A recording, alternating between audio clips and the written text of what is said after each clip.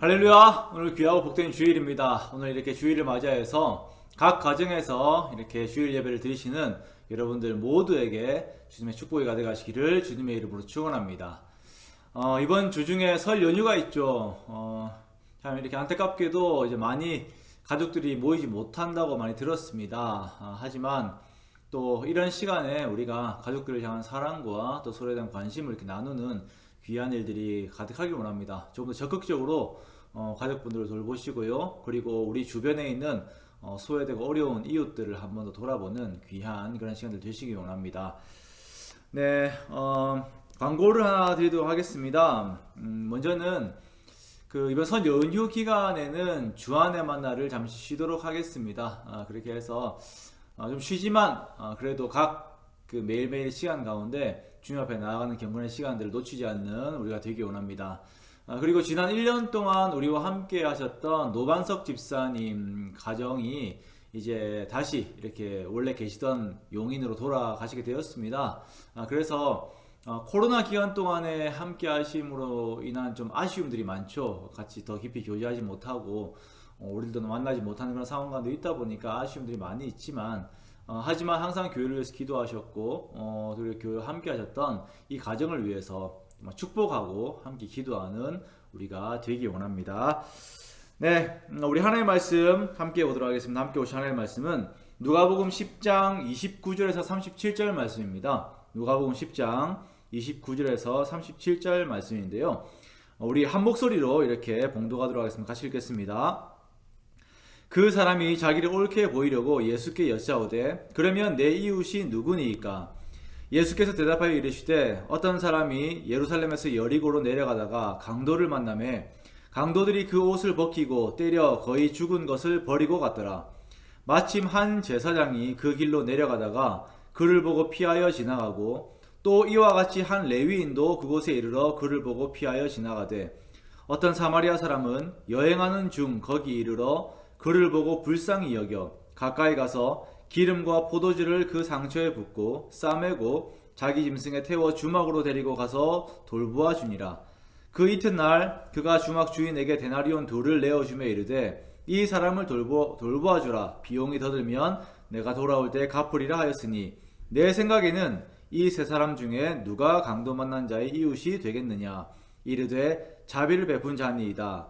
예수께서 이르시되 가서 너도 이와 같이 하라 하시니라. 아멘. 네, 오늘 저는 여러분과 함께 누가복음 10장 29절에서 37절 말씀으로요. 너도 이와 같이 자비를 베풀라 라고 하는 제목으로 함께 하나님의 말씀을 나누도록 하겠습니다. 예수님의 어린 시절을 보면 어린 시절을 기록한 부분들을 보면은 예수님께서 6월절에 예루살렘에 가셨다가 부모님들과 좀 헤어지게 되는 상황이 이르게 되죠. 그래서 예수님의 부모님들이 예수님께서 따라오지 않는 것을 보고 다시 예루살렘으로 돌아가서 여기저기 찾다가 성전에서 예수님께서 다른 선생들과 묻기도 하고 답하는 것을 이렇게 보았습니다. 자, 이런 예수님의 모습, 교사들과 그 선생들과 묻기도 하고 답하기도 하는 이 모습이 어린 시절부터 해서 예수님께서 성인이 되었을 때 공생의 사역을 하실 때에도 동일하게 계속적으로 이어지는 것을 우리가 보게 되는데요. 단지 어릴 때는 그 예수님의 그 지혜에 대해서 놀랍게 여기는 이 선생들이 이후에 이 지혜를 시기하고 또한 오히려 자기들이 가지고 있는 지혜와 반대된다라고 여기면서 예수님을 시험하는 장면들이 여기저기 나타납니다. 오늘 본문에도 보면 한 율법 교사가 나와서 예수님께 질문을 던져요. 여기서 말하는 율법 교사라고 하는 사람은 율법에 대해서 박식한 전문가들입니다. 이들이 주로 하는 일이 율법을 해석하고 그것을 사람들에게 가르치는 일을 하는 거예요. 그 사람들이 율법 교사들입니다.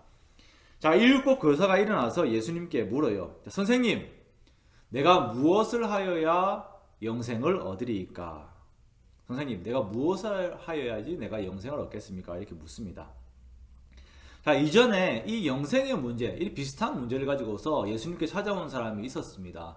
바로 니고데모라고 하는 사람이었는데요. 자, 이 사람은 비록 그 신분 때문에 밤에 예수님께 찾아오긴 하였었지만 그래도 그는 진실한 마음을 가지고서 하나님을 바라보는 마음을 가지고서 예수님께 나왔던 사람이었습니다. 그래서 예수님께 그 고민을 말하고 또한 그에 대한 해답을 들었던 사람이에요. 자, 그런데 오늘 이 율법 교사가 예수님에게 던지는 질문은 그 의도가 참으로 불순합니다. 이 25절에 보니까 이 율법 교사가 예수를 시험하여 이르되 라고 이렇게 말씀을 하고 있습니다. 선생님이여, 내가 무엇을 하여야 영생을 얻으리이까? 라고 이렇게 질문을 던지면서 예수님을 시험해 보는 것이에요. 자, 그러자 이 질문에 예수님께서는 이 율법 교사가 가장 자신 있다라고 이렇게 생각하는 그 율법을 하나 딱 언급하세요. 그러면서 이렇게 율법 교사에게 다시 되물으시는데요. 우리 25절에서 28절 말씀을 한번 같이 읽겠습니다. 어떤 율법 교사가 일어나 예수를 시험하여 이르되 선생님, 내가 무엇을 하여야 영생을 얻으리이까? 예수께서 이르시되 율법에 무엇이라 기록되었으며 내가 어떻게 읽느냐? 대답하여 이르되 내 마음을 다하며 목숨을 다하며 힘을 다하며 뜻을 다하여 주 너의 하나님을 사랑하고 또한 내 이웃을 내 자신같이 사랑하라 하였나이다. 예수께서 이르시되 내 대답이 옳도다. 이를 행하라. 그러면 살리라 하시니. 아멘. 이 율법에 대한 예수님의 질문을 받은 율법 교사는 그 부분에 있어서 정말 자기에게 있어서 자신 있는 질문이 나왔기에 정말 자신 있게 이렇게 예수님께 대답을 합니다. 율법에 보니까 내 마음을 다하며 목숨을 다하며 힘을 다하며 뜻을 다하여서 주 너의 하나님을 사랑하라 하였습니다. 그리고 또한 내 이웃도 또한 이와 같이 사랑하라고 하였습니다. 라고 이렇게 마치 암송을 하듯이 예수님께 대답을 합니다. 이 율법 교사는 예수님을 시험하고자 하여서 영생에 대한 질문을 한 것이었어요. 그리고 우선은 이 율법 교사가 이 영생을 자신이 이루어내는 것이 아니라 하나님께서 선물로 주시는 것이다 라는 것까지도 알았습니다. 그러기에 내가 무엇을 하여야 영생을 얻으리이까? 라고 이렇게 질문을 하였죠. 그리고 그 대답도 잘합니다. 내 마음을 다하며 목숨을 다하며 힘을 다하며 뜻을 다하여서 주 너의 하나님을 사랑하라. 그리고 또한 내 이웃을 내 자신과 같이 사랑하라 하였나이다 라고 이렇게 대답을 해요. 이 율법 교사는 영생을 얻는 그 사람들, 영생을 얻기 위해서 그 사람들이 해야 되는, 마땅히 나와야 되는 그 태도가 어떤 것인지 너무나도 잘 알고 있습니다. 그 방법을 너무나 잘 알고 있어요. 마치 어떤 옛날에 어떤 힌두교라든지 불교라든지 아니면 최근에 뭐 뉴에이지 같은 곳에서 이렇게 이야기하는 것 같이 스스로에게서 어떤 구원의 근거가 있는 것처럼 그 사람이 어떤 고행을 하고 깨달음을 얻으면은 구원을 스스로가 획득할 수 있는 것처럼 이렇게 이야기하지는 않았어요. 그것이 아니라 영생이라고 하는 것은 철저하게 하나님으로부터 주어지는 것이다 라고 하는 것을 그가 알았습니다. 그런데 그가 이 예수님의 질문에 스스로 대답을 하면서도 스스로가 이 말씀을 이루지 못하고 있다는 것을 증명을 해버립니다. 주 너의 하나님을 사랑하고 또한 내 이웃을 내 자신같이 사랑하라 라고 하는 이 말씀이 성육신으로 오신 참 하나님이신 예수님 앞에 다 걸려버린 것이에요. 먼저 이 율법교사는 자신의 눈앞에 계신 신성으로 오신 하나님을 사랑하는 것이 아니라 오히려 그 하나님을 시험해버렸습니다. 하나님을 사랑하기는 그냥 시험하면서 그가 그 하나님 앞에서 하나님의 사랑에 대한, 하나님을 사랑하는 것에 대한 그 이야기를 하고 있는 것이에요. 두 번째는 인성으로 오신, 사람으로 오신 그 예수님을 시험했습니다. 이 율법 교사가 예수님을 하나님으로 인식을 하지 못하였다 하더라도 옆에 있는 이 사람이 내 이웃이라고 한다면 사랑하는 마음을 가지고서 대해야 되는데 오히려 시험하고 있는 것이에요. 이 사람은 자기 자신은 그 율법을 전혀 이루어내지 못하면서 자기가 율법을 알고 있는 것과 그 율법을 이루는 것이 마치 동일한 것인 것처럼 생각하고 착각하면서 자기 자신이 하고 있는 행동을 돌아보지 못하는 그 오류에 스스로 빠져버린 것입니다. 이 율법 교사의 오만과 교만은 스스로를 돌아보아야 하는 그 영적인 눈을 완전히 이렇게 가리우게 하였습니다. 예수님께서 이 율법 교사를 보니까 상태가 빤히 보여요. 그러니까 예수님께서 말씀하십니다. 네 대답이 옳도다. 그러면 이를 행하라. 가서 이를 행해라. 그러면 네가 살 것이다 라고 이렇게 말씀을 하십니다. 자신은 영성에 들어가 있는 것처럼 생각을 하면서 율법을 많이 아는 자신의 상태가 마치 영생에 이미 들어가 있는 상태인 것처럼 착각하고 있는 이 율법 교사에게 예수님께서 요구하시는 것이, 자, 그러면 너도 가서 이와 같이 행해라 라고 이렇게 말씀하시는 것입니다. 네가 그렇게 행한다면 그러면 너는 살 것이다. 우리가 오늘 본문에 나오는 이 율법 교사와 같은 이런 착각 속에 빠져서 스스로 오류를 일으킬 때가 얼마나 많은지 모릅니다. 성경을 많이 알면 그것이 마치 영생에 들어가 있는 상태라고 생각하면서 스스로에게 계속 메시지를 불어넣습니다. 많이 알아야 하고 많이 깨달아야 하고 남들보다 더 많이 성경 공부를 하고 남보다 더 말씀을 많이 배우면서 읽고 가르치면서 또 남보다 더 많이 기독교 방송에서 나오는 설교들을 틀어놓고 듣고 있으면 내 실제적인 삶이 어떠하든지 상관없이 내가 영생에 들어가 있는 존재인 것처럼 착각할 때가 우리들에게 너무나도 많이 있다는 것입니다. 물론 이렇게 성경을 가까이 하는 것은 우리에게 아주 중요한 것입니다. 하지만 성경을 아는 지식만 가지고 있는 것이 전부는 아니라는 것입니다. 제가 날마다 이 주안의 만나를 이렇게 작성해서 올립니다. 지난 1년을 돌아보면서 이것이 저에게 개인적으로 얼마나 참 큰 유익이었는지 모릅니다. 엄청나게 큰 영적 유익을 가져다 주었습니다. 어떤 분들은 왜 사서 고생하냐 이런 말씀을 하시기도 하시는데, 근데 진짜 이것이 저에게 많이 힘이 되었어요. 저를 살아나게 했습니다. 성도분들도 마찬가지라고 생각을 합니다. 그런데 말씀드리고자 하는 것은 이렇게 말씀을 준비하는 것과 이 말씀으로 진실되게 하나님 앞에 서는 것, 이 말씀을 내가 제 삶에서 지키려고 애를 쓰고 이 말씀이 육신이 되어서 나 자신이 어떤 예수 그리스도의 모습으로 나타나는 그런 일들과는 좀 별개의 문제가 있다라는 것을 제가 알게 되었다는 것이에요. 말씀을 조리 있게 아니면 듣기 좋게 잘 준비를 할 수는 있습니다. 그런데 이 한 가지 말씀을 내 삶에서 어떻게 이루어내느냐라고 하는 것은 조금 다른 문제인 것이에요. 어떤 때는 너무나도 부끄러울 때가 있습니다. 성도분들에게 이 말씀대로 우리 함께 살아갑시다 라고 해놓고 그날 저녁에 내 모습을 보면 이 말씀과는 완전 다른 모습으로 살고 있는 저의 모습을 볼 때가 너무나도 많은 거예요. 제가 그냥 무심코 하는 말과 그 행동들이 그냥 제가 저랑 같이 나눈 그 말씀과 완전 상반되는 삶을 사는 것을 볼 때가 참 많이 있는 것입니다. 이 율법 교사처럼 하나님을 사랑하고 이웃을 사랑하는 것이 옳다, 그것이 영생을 얻는 길이다 라고 말하면서도 그 자리에서 하나님을 시험하고 이웃을 시험하고 있는 이 모습이 저의 모습일 때가 참으로 많다는 것을 고백할 수가 있습니다. 이것이 우리들에게 주어지는 큰 좌절이죠. 그나마 이러한 자기 자신의 실존을 깨닫고 하나님 앞에 나아가는 자들은 복된 자들입니다. 사도 바울은 자기의 마음에 율법을 추구하는 그 성령의 마음과 그리고 여전히 그 성령님의 마음을 거스르는 죄로 계속 달려가려고 하는 그 옛사람의 그 마음이 계속 공존하면서 싸우는 것을 갈등하면서 괴로워했습니다. 우리 로마서 7장 19절에서 23절 말씀을 함께 읽겠습니다. 내가 원하는 바 선은 행하지 아니하고 도리어 원하지 아니하는 바 악을 행하는도다.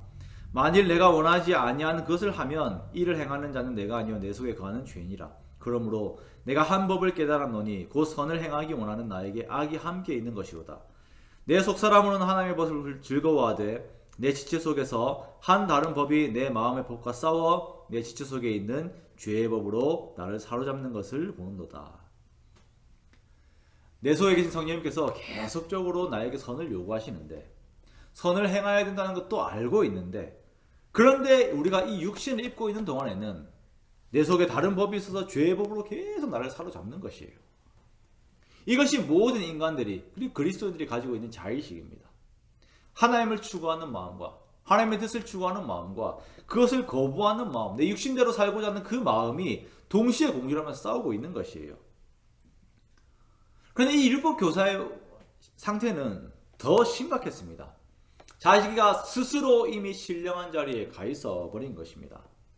그러면서 예수님께서 가서 이 일을 행하라라고 말씀을 하시니까 거기에 더해서 또 질문을 합니다. 그러면 내 이웃이 누구입니까? 자, 이 질문에 대한 의도도 성경이 말씀을 하고 있습니다. 자, 우리 29절 말씀을 함께 읽겠습니다. 그 사람이 자기를 옳게 보이려고 예수께 여짜오되 그러면 내 이웃이 누구니이까?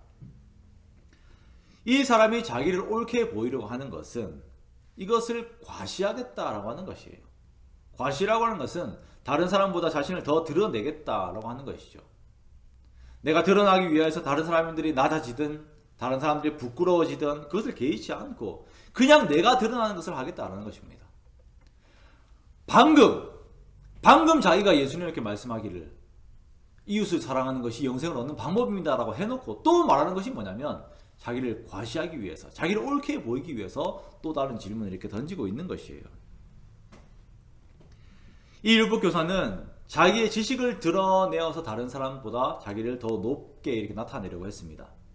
율법이 말하는 이웃의 범주에 대해서 자신들이 생각하는 그 이웃의 범주에 대해서 다른 누구보다 더 잘 안다고 생각했기 때문에 그것을 말하기 위해서 자신 있게 물어요. 자, 그러면 내 이웃이 누구입니까? 당시 바리새인들과 율법 교사들은 이웃이라고 하는 범주를 좀 설정을 해뒀습니다. 여기에 들어오지 못하는 사람들이 있었어요. 이 사람들이 생각하는 이웃에 들어오지 못하는 사람들, 이방인들과 사마리아인들, 그리고 또한 이제 죄인들이 이 속에 들어오지 못했죠. 세리와 창녀와 같은 이런 존재들이 이 이웃의 범주에 들어오지 못했습니다. 이들이 말하는 이웃 사랑은 제한적이었고 결국 이것이 이 율법 교사에게 악이라고 하는 결과를 가지고 왔습니다. 어쩌면 지금 눈앞에 있는 예수님도 이 율법 교사에게는 이웃이 아니었어요. 예수님께서 항상 세리와 창기들과 어울려 다녔거든요. 자신을 자랑하고자 하는 율법 교사가 던진 이 잘못된 질문, 자, 그러면 내 이웃이 누구니까? 라고 하는 이 물음에 예수님께서는 내 이웃이 누구냐는 질문에 어떻게 하는 것이 이웃을 사랑하는 것인지 한 비유를 통하여서 말씀을 하십니다. 이 비유의 주인공은 사마리아 사람입니다. 율법교사가 말하는 이웃의 범주에서 벗어난 사람입니다. 자, 어떤 사람이 예루살렘에서 여리고로 가다가 강도를 만나는데요. 강도들이 그 옷을 벗기고 때려서 거반 죽게 만들어 놓고는 던져놓고 그냥 가버립니다. 이 사람이 피를 흘리고 이렇게 그냥 쓰러져 있는 것이고 무기력하게 된 것이죠. 구원이 필요한 그러한 상태입니다. 근데 마침 거기에 한 제사장이 지나가는데 보고는 그냥 지나쳐버려요. 피하여서 지나갔습니다. 한 레위인도 거기 지나갔는데 이 레위인도 피하여서 지나가 버렸어요. 그런데 어떤 사마리아 사람은 여행을 하다가 이 사람을 보고 불쌍히 여겨서 기름과 포도주로 상처를 급히 치유하고 응급처치를 하고 싸매고는 자기 짐승에 태워서 여관으로 옮깁니다. 그래서 하룻밤을 계속 보살피고 다음날 새벽에 일찍이 나가면서 이 여관 주인에게 2데나리온을 주면서 그러면서 돌봐줄 것을 부탁을 해요. 당시 이탈리아에 보면은 하룻밤 묵는데 드는 비용이 32분의 1 데나리온 정도 되었다라고 합니다. 2데나리온이면 상당히 오랜 기간 동안 이렇게 머무를 수 있는 그러한 시간들이죠. 그래서 충분히 쉬게 한 뒤에 한 2달 충분히 여관에서 쉴 수 있도록 하고 2달 뒤에 내가 돌아와가지고 다음에 돌아와서 내가 갚겠다라고 하는 그런 의미를 충분히 가지고 있는 것이죠. 자, 그러면서 이 사람은 돕습니다. 강도만 한 사람이 있는데, 자, 그런데 이 사람이 어려움에 처했을 때 이 율법 교사가 말하였던 이웃들은, 그들이 말한 이웃들은 이 사람을 도와주지 않았어요. 강도도 유대인이었겠죠. 그 율법 교사가 강도까지 이웃이라고 하진 않았을 것입니다. 그런데 첫 번째 이웃 제사장이 와가지고는 그냥 지나가 버렸습니다. 제사장은 하나님과 사람들을 중재하는 역할을 하는 사람이죠. 그리고 이 사람들에게 하나님의 사랑을 계속적으로 가르쳐주는 사람이 바로 제사장입니다. 근데 이 제사장이 그냥 지나가 버려요. 두 번째 레위인입니다. 레위인은 제사장들을 도와서 같이 성전의 일을 하고 하나님의 사랑에 대한 관련된 일을 하는 사람입니다. 그런데 이 일을 하는 사람이 와서 그냥 보고는 피하여서 지나가 버립니다. 당시 제사장과 레위인들의 복장은 다른 사람들과 좀 구별되어 있었거든요. 그래서 그들이 다가왔을 때 이 강도만 한 사람은 마음에 어떤 희망이 있었을 거예요. 저 사람, 제사장이 오는구나. 그러면 나를 도와줄 수 있겠다. 근데 지나가 버려요. 레위인, 그럼 레위인이 오는구나. 그럼 저 사람은 나를 도와줄 수 있겠다라고 하는데 그냥 지나가 버립니다.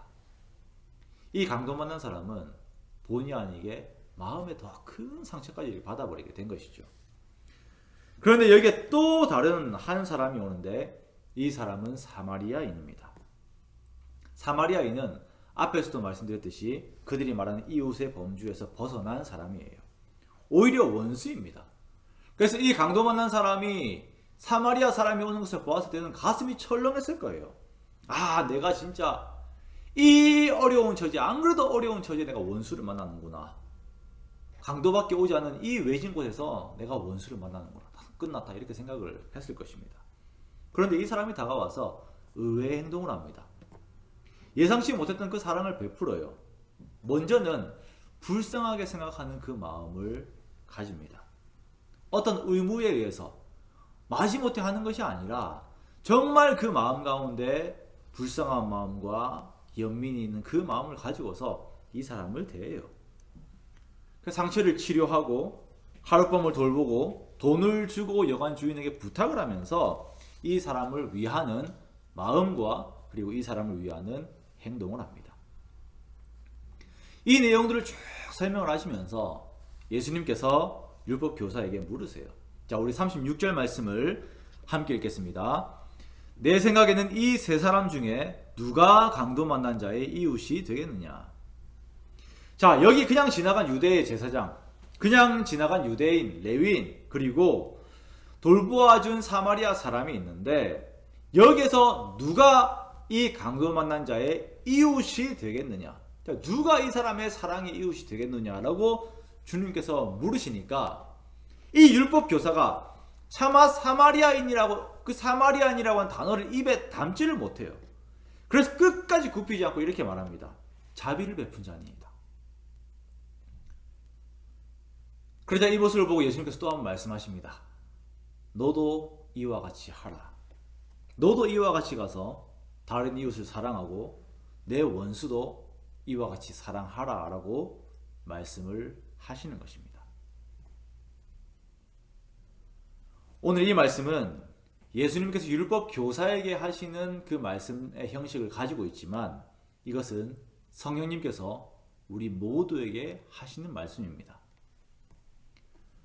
영생을 얻는 것, 즉 구원과 이웃 사랑을 함께 말씀하시면서 정말 너희가 오늘 행하는 행동들과 정말 그 사랑의 행동들에 대한 것들을 생각을 하면서 이것을 너희의 구원과 함께 연부시켜서 이것을 너희가 함께 생각하고 이것을 행하고 있느냐라고 우리들에게 물으시는 것입니다.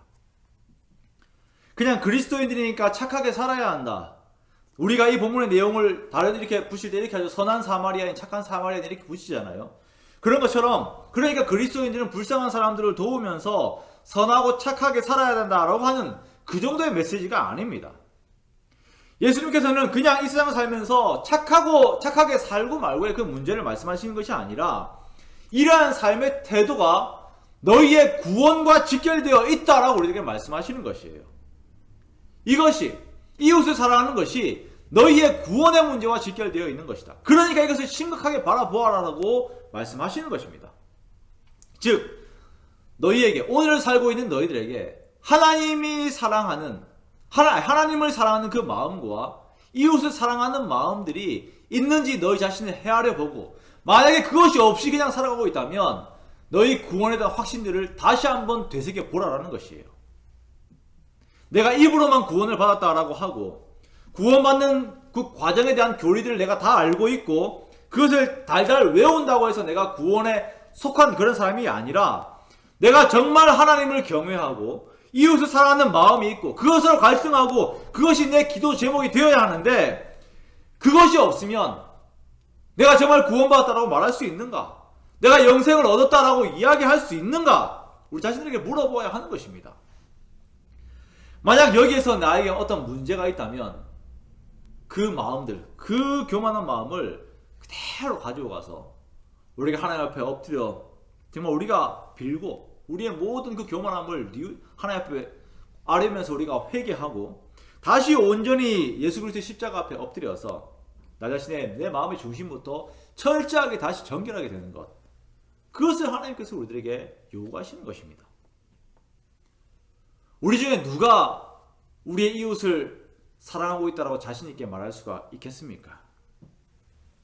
우리 중에 누가 오늘 본문에 나온 이 선한 사마리아인처럼 이렇게 사랑하면서 원수를 사랑하면서 살아가고 있다라고 말을 할 수가 있겠습니까? 오히려 우리가 강도가 아니면 다행입니다. 이 비유에서요, 우리의 모습은 이 강도에 제일 가까워요. 남의 거 다 빼앗고 내 이익을 위해서, 내 조금의 이익을 챙기기 위해서는 다른 사람에게 큰 해가 되더라도 개의치 않고 정말 얼음장 같은 마음을 가지고서 눈도 깜짝하지 않고 다른 사람의 그 무언가를 빼앗으려고 하는 우리의 모습이 있는 것입니다. 내가 뱉은 말이 그 사람의 심령을 죽게 만든다 하더라도 개의치 않고 말하는 사람들이 우리들이잖아요. 어떻게 하면 그냥 그저 내 유익을 찾을까? 어떻게 하면 나를 위해서 다른 사람을 이용할까라고 하는 마음을 가지는 것이 우리들입니다. 생각해 보십시오. 이 사마리아인은 이 다른 사람을 위해서 그 강도들이 나오는 지역에 멈춰 서서 위험을 무릅쓰고 이 사람을 구해냈습니다. 그리고 자신의 시간을 쓰고 자신의 정성을 쓰고 자신의 돈을 쓰고 자신의 감정을 쓰면서 이 사람을 구했어요. 이 사람은 유대인과 자기 자신과 원수관계인 유대인이었습니다. 이 두 집단의 관계를 우리 잘 알잖아요. 얼마 전에 성경을 보면은 사마리아로 예수님을 지나가지 못하게 하나라고 이렇게 하는 것 때문에 예수님의 제자인 야고보와 요한이 그럼 하늘에서 불이 내려와서 이들 태워버릴까요? 라고 말할 정도의 그런 관계에 있는 그런 사람들이에요. 그런데 이런 사람이 자기의 원수를 위해서 자기 자신을 준 것입니다. 자, 이 사랑에 우리가 어떻게 우리 자신들을 비교를 할 수가 있겠습니까? 우리가 살아온 하루를 보십시오. 우리가 이 사마리아인에 가깝습니까? 아니면 강도에 가깝습니까? 우리의 마음의 상태를 보십시오. 내 마음이 추구하는 것을 정직하게 보십시오. 내가 사마리아인에 가깝습니까? 강도에 가깝습니까? 저는 이 말씀을 계속 묵상하고 또한 제 머릿속에서 돌아가는 생각들을 계속 보니까 생각하면 생각할수록 저 자신이 강도에 가까워요. 타인의 유익보다는 제 유익에 관심이 더 많다는 것을 고백할 수밖에 없었습니다.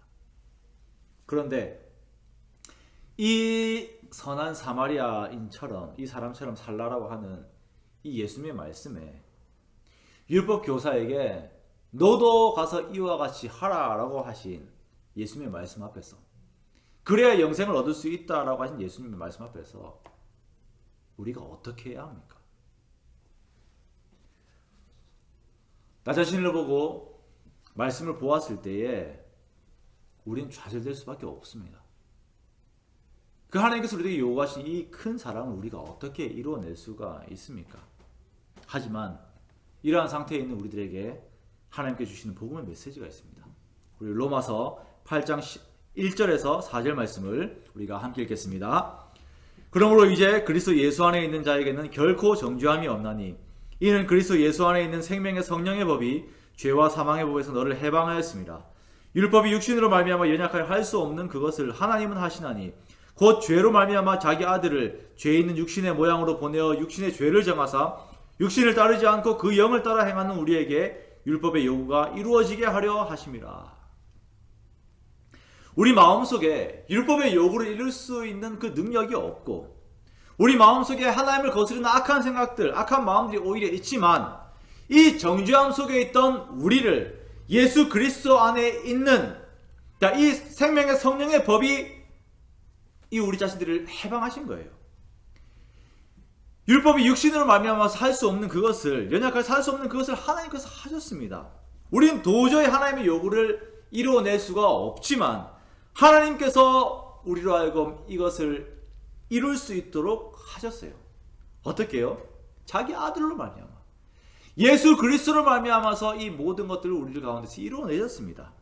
예수님에게 죄 있는 육신의 모양을 허락하시고 그 육신의 모양으로 이 땅 가운데 오셔서 죽으시고 살아나심으로 말미암아서 그 예수 그리스도의 십자가의 공로로 말미암아서 우리가 그의 속함으로 말미암아서 더 이상 우리가 육신을 따르지 않고 그 영을 따라서 행할 수 있는 은혜들을 우리들에게 허락하신 거예요.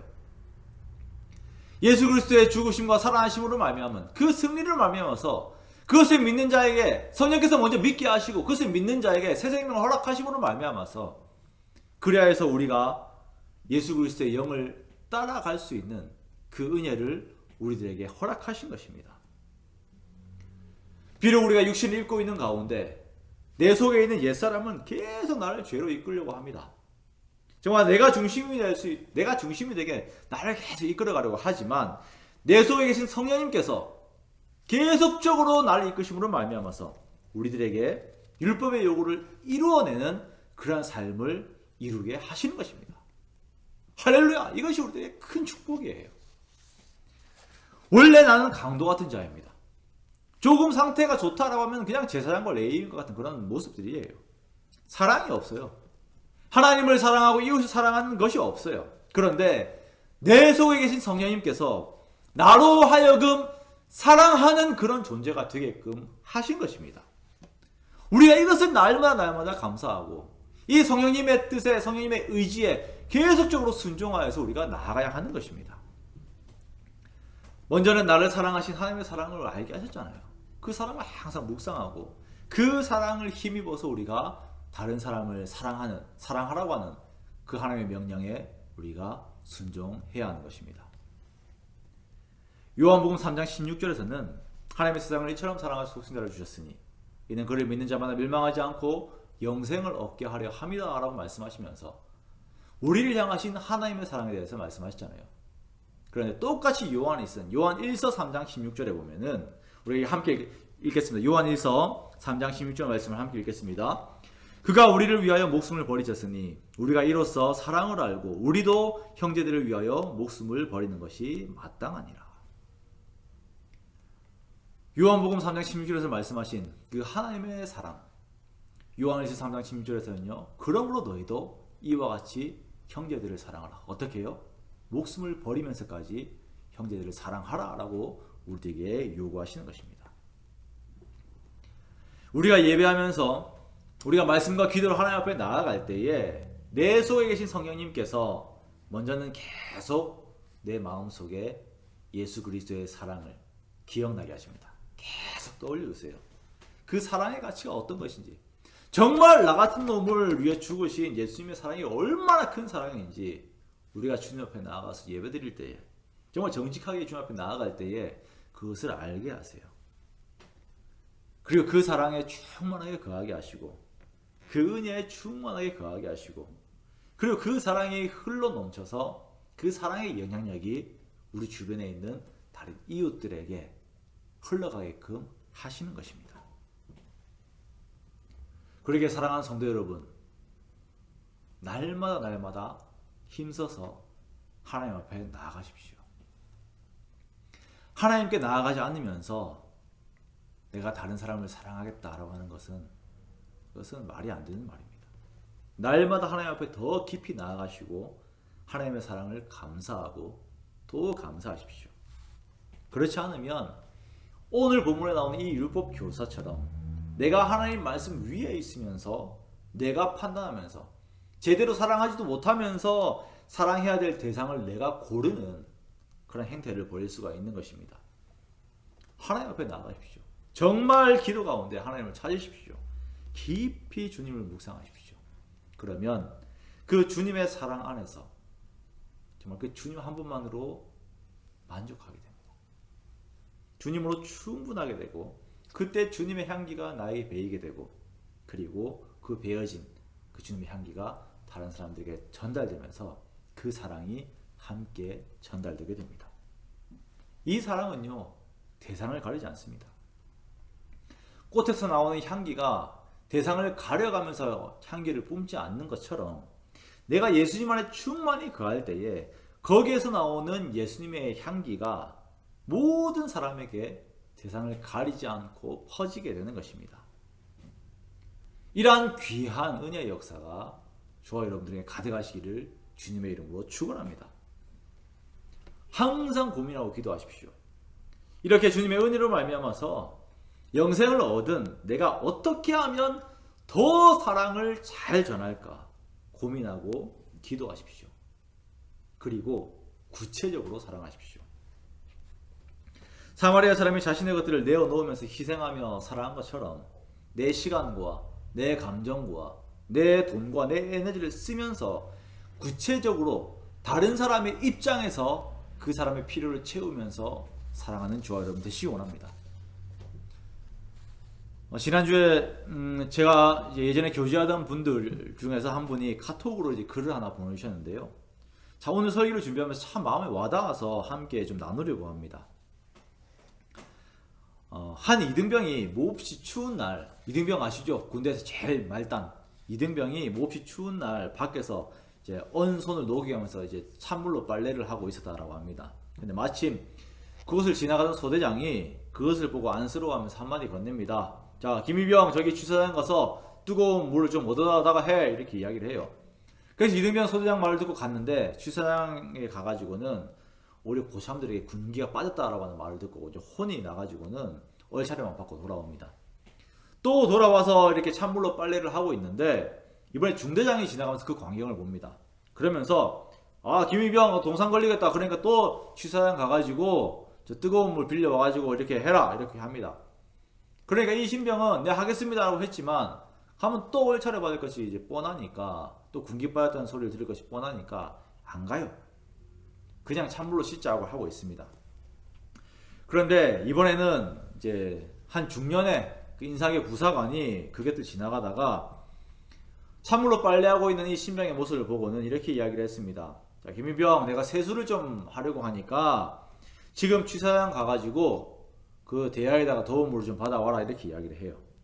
그래서 이등병 취사장으로 뛰어가서는 그 뜨거운 물을 이렇게 한가득 받아옵니다. 취사병에게 이제 보고를 하고 저기 인사계 부사관이 떠오라고 합니다 라고 보고를 하고는 이렇게 한가득 받아와요. 그러자 이제 그것을 또 온 그 신병을 보고는 인사계가 이렇게 이야기를 합니다. 자, 김이병, 이제 그 물을 가지고서 온손을 녹여가면서 해라. 이렇게 양이 충분하지 않지만 그곳을 하면 동상을 피할 수 있을 거다라고 이야기를 합니다. 소대장과 중대장과 그리고 이 인사계 이 세 명의 상급자는 모두가 다 부하를 배려하는 마음이 있었습니다. 하지만 정말 그 사람의 입장을 생각하고 그 사람의 상태를 파악하고 현재 그 사람에게 가장 유익되게 할 수 있는 것이 무엇인지 고민하는 사람은 이 세 번째 사람이에요. 한 사람밖에 없었습니다. 내 관점에서 일방적인 태도를 가지고서 상대방을 배려하고 상대방에 도움을 줬다라고 해서 그것이 그 사람에게 도움이 되고 사랑이 되는 것이 아닙니다. 이것은 혼자 생각하고 혼자 착각하는 어리석음이에요. 어떤 메시지입니까? 다른 사람을 사랑한다라고 하면은 정말 구체적으로 고민하면서 사랑해야 하는 것입니다. 저 사람에게 정말 필요한 것이 무엇일까? 지금 저 사람의 감정이 어떤 것일까? 내가 어떤 말을 던져야 저 사람에게 위로가 될 것인가? 내가 어떤 말을 해야 저 사람에게 유익이 될 것인가? 주님, 내가 무엇을 제공하면 저 사람이 사랑을 받게 되는 것일까요? 라고 고민하면서 기도하는 그런 구체적인 사랑을 이루어내는 저와 여러분이 되시기 원합니다. 코로나로 참 힘든 시기에 설명적이 다가옵니다만 참 가족들이 만나기 어려운 사정들이 있죠. 그 어느 때보다도 냉랭하겠다 싶습니다. 그리고 우리 주변에 이렇게 외로운 이웃들이 참으로 많이 있을 것입니다. 그 사람들 한 사람 한 사람 찾아가십시오. 그러라고 이런 시기 주신 것인지 모릅니다. 그 사람들에게 찾아가셔서 찾아가지 못한다 하면은 전화라도 한 통 해드리고 무언가 어떻게 만나지 못하면 눈앞에 무언가를 두고라도 그 사람에게 구체적인 사랑을 전달하시기 바랍니다. 사랑은요, 사랑에 대해서 많이 안다라고 해서 그것이 우리에게 이루어진 것이 아니고 사랑을 우리가 아무리 외친다라고 해서 그것이 사랑이 되는 것이 아닙니다. 사랑은요, 정말 구체적인 행동들과 우리의 수고로 말미암아서 이루어지는 것이 사랑입니다. 그것을 우리가 해야 돼요. 예수님께서 우리에게 말씀하시는 건 그것입니다. 내가 너에게 영생이라고 하는 선물을 이미 주었다. 이미 주었으니까 그 사랑에 힘입어서 너도 이렇게 사랑하라는 것입니다. 영생에 속한 자답게, 정말 영생 가운데 들어간 자답게 너도 사랑하는 자가 되어라 라고 이렇게 우리에게 말씀하시는 것이에요. 어떻게 하여야 영생을 얻으리까? 라고 이렇게 질문을 던지면서 자기 자신을 바라보았던 율법 교사에게 예수님께서 말씀하시는 것은 그 사랑을 이룰 수 있는 능력을 주신 예수 그리스도를 바라보라라는 것이었죠.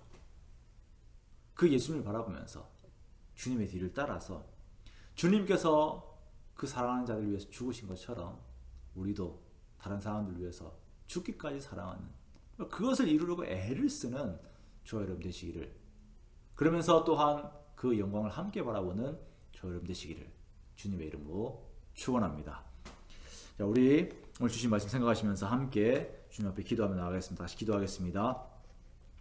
하나님 아버지, 오늘 예수님과 이 율법 교사의 대화를 통해서 사랑을 요구하신 하나님의 말씀 앞에서 우리의 현 상태를 다시 돌아보게 하시며 감사를 드립니다. 우리가 사랑에 대해 많이 안다고, 하나님의 말씀을 많이 안다고 내가 잘하고 있는 것처럼 그렇게 여기는 오만에 빠지지 않도록 하여 주시고, 나를 정직하게 돌아보면서 나를 주의 도구로 드려 주님의 사랑을 이루는 그런 주의 종이 되게 하여 주시옵소서. 내게 주신 주님의 그 십자가의 그 크신 사랑을 우리가 날마다 돌아보면서 감사하게 하시고, 그 사랑을 따라 사랑하되 더욱 힘써 사랑하는 우리가 되게 하여 주시옵소서.